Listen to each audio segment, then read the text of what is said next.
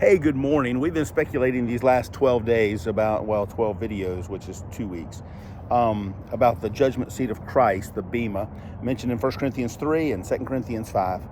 And the truth is, we don't know a lot about it. We know that Christ is the judge. We know that it's a judgment for believers, so it doesn't result in condemnation, but it does end up in a gaining of reward or a loss of reward. One aspect we didn't talk about was Revelation chapter 4, and we believe those rewards are just cast back at Jesus' feet in worship to Him. But we've seen several categories that may come into play as we face the judgment seat of Christ. And we've talked about our stewardship of our funds, Funds.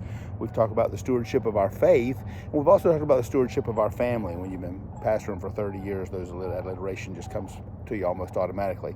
But the stewardship of our family. And we talked about our role toward our spouse, our role toward our children. Today, I want to talk about another possibility that God will consider when pronouncing judgment, and that is, how have we honored our parents? You know, I went back and read Exodus 20 this morning, and the text begins, "You shall have no other gods before me, and you shall not make unto you any graven image. You shall not take the name of the Lord your God in vain. You will honor the Sabbath day to keep it holy." And then it says, "Honor your father and your mother, that your days may be long upon the land that the Lord your God is giving you." Paul repeated it in Ephesians chapter 6, verse 2, when he said, "Honor your father and mother. This is the first commandment with promise." There's no timeline on that. It doesn't end when a Jewish young man celebrates his bar mitzvah at 13 years old. It doesn't end when we turn 18 in the United States and we're given the right to vote, or when we turn 21 and we're granted even more rights and privileges.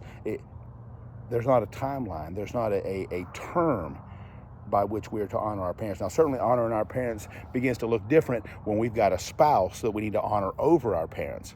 Honoring our parents looks different when we have the responsibilities of parenting, but we're never granted release from honoring our parents, respecting them, caring for them, honoring them by considering their words of wisdom. And again, as our parents age, that care may go far beyond what I can even envision at this stage of my life. But we're to honor our parents, and the Lord may hold us accountable for how we've honored them, how we've recognized them even as we've become adults, and maybe they have aged or their health has declined. How have we honored them? Or have we looked for an opportunity to take advantage of them? Have we sought to gain resources from them that would rightfully be waiting until an inheritance should come?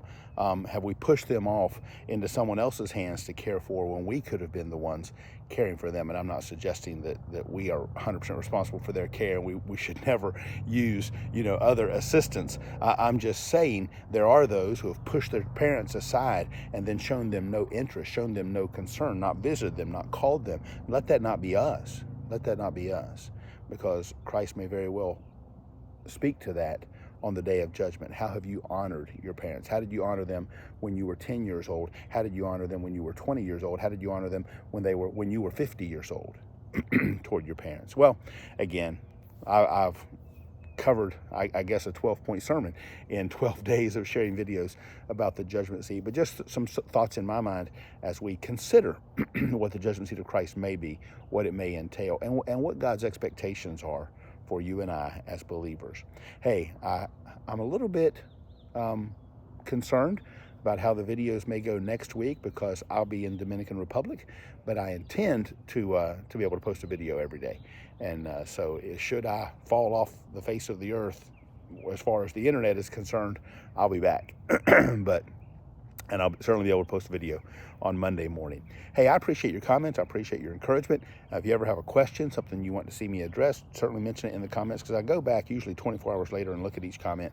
And I just appreciate you. And I'm thankful to have this venue of communication. And just pray that God to give you a great remainder to your weekend. And hey, if your parents are still available and living, I hope that this will be a weekend that you can communicate with them, reach out to them, maybe even spend time with them. And I'm looking forward to that today, even myself. Hey, have a great one, all for His glory, and God bless you.